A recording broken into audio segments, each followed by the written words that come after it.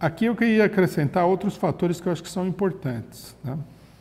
Um fator que passa um pouco despercebido, algumas pessoas chamaram atenção para esse fator. Nós mesmos falamos disso daí, mas a coisa tem um desenvolvimento muito maior, que é o seguinte: os golpistas perderam o controle da situação econômica, né? Como nós dissemos anteriormente, eles lançaram um plano que era um plano de privatização, de ajuste fiscal, etc. e tal, que tem características recessivas de conjunto e que se apoiava, né, na possibilidade de atrair uma grande massa de capitais para o Brasil que compensaria a política recessiva.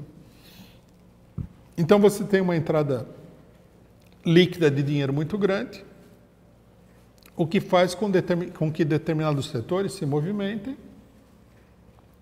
enquanto que os setores beneficiados por essa entrada e outros estão, de fato, numa situação de recessão. Só que aí aconteceu o seguinte, né, conforme a gente falou, eles estavam com o plug na mão para espetar na política geral do imperialismo, aí o Trump ganhou as eleições e onde eles iam espetar aquele negócio sumiu. Eles ficaram com o plug pendurado no ar, né? Ficaram pendurados na brocha, como se diz. E a política nacional começou a entrar numa recessão cada vez maior.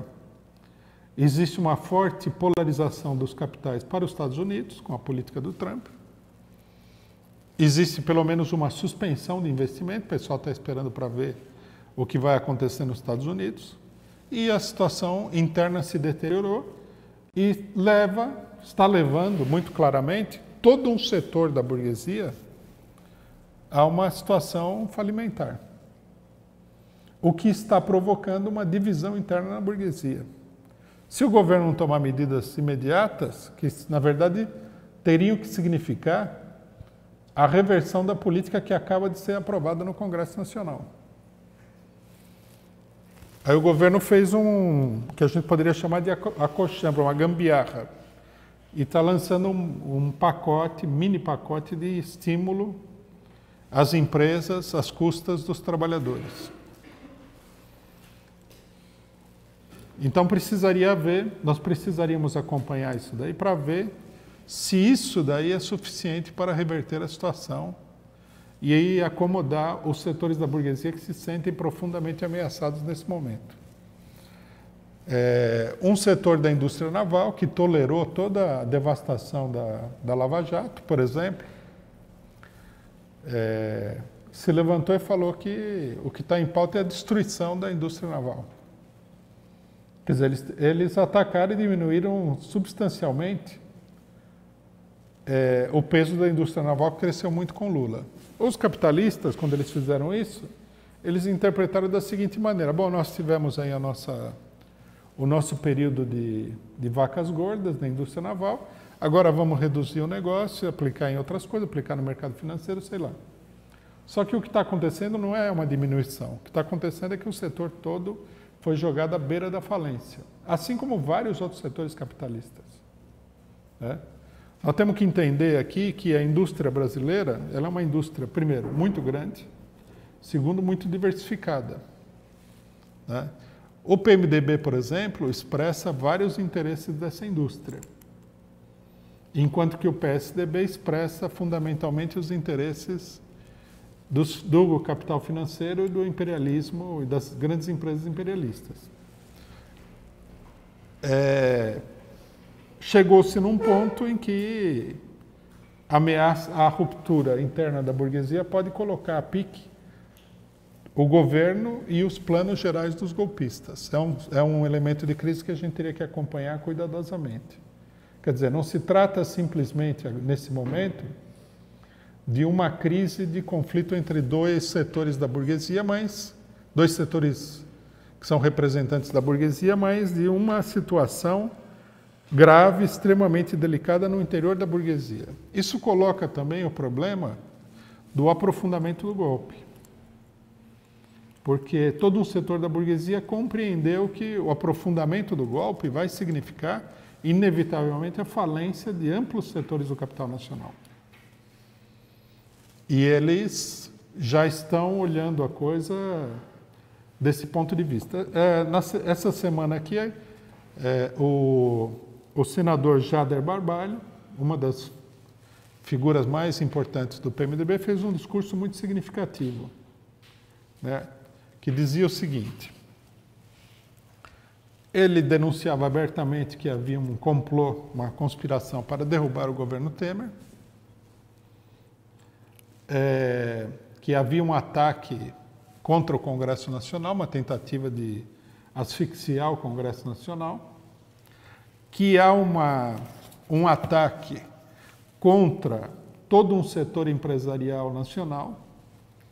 Ou seja, ele colocou todas as cartas na mesa no discurso. Por que esse discurso é importante? Porque o Jader Barbalho é figura de proa do PMDB. E é um setor muito representativo, é um setor político muito representativo de um importante setor da burguesia nacional. Jader Barbalho foi governador do Pará, né, várias vezes, é o chefe da oligarquia do Pará, e com certeza outros setores da oligarquia do PMDB estão olhando a coisa do mesmo ponto de vista.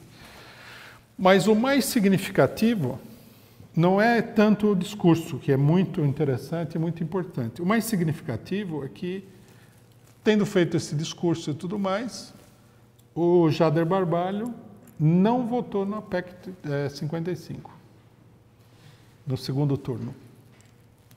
E não só ele não votou, como houve uma queda de 8 votos na PEC, o que reduziu, no Senado, né, o que reduziu a margem de votos a favor para 4 votos. Quer dizer, a PEC 55 foi vitoriosa no Senado por 4 votos, tendo diminuído de 12 para 4 votos entre uma votação e outra.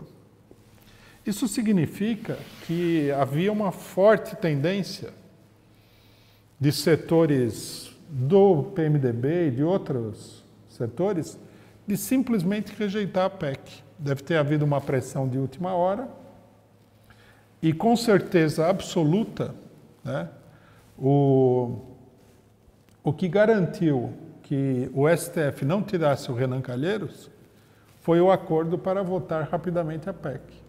Se essa PEC fosse jogada para o ano que vem, é possível que ela nem fosse aprovada no Senado.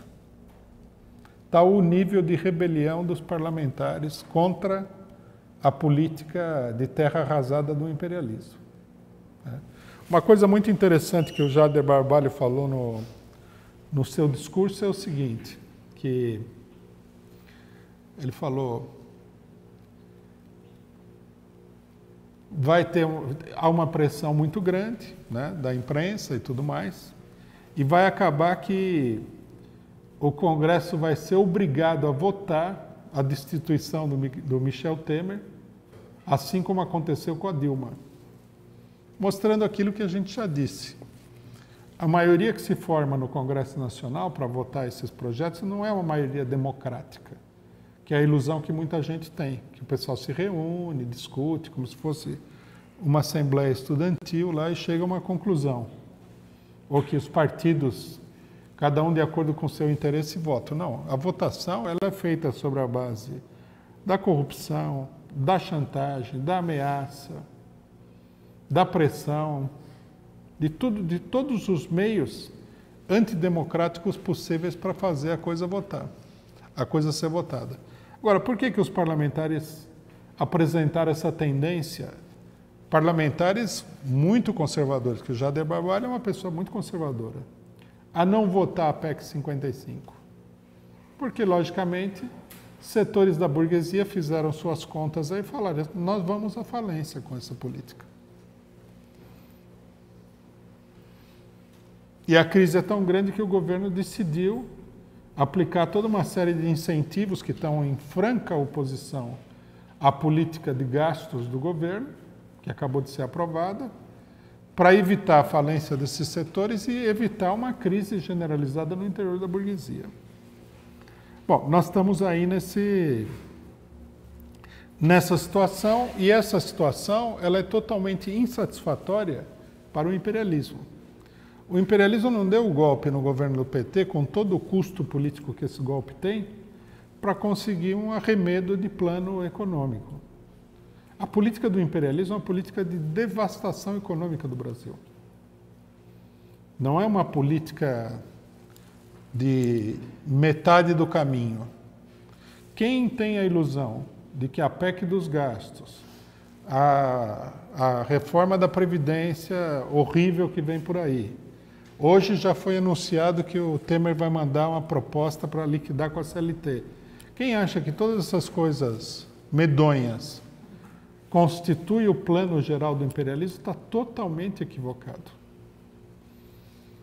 A política é de um alcance muito superior a isso aí. Né? A política visa um ataque profundo contra a burguesia nacional brasileira.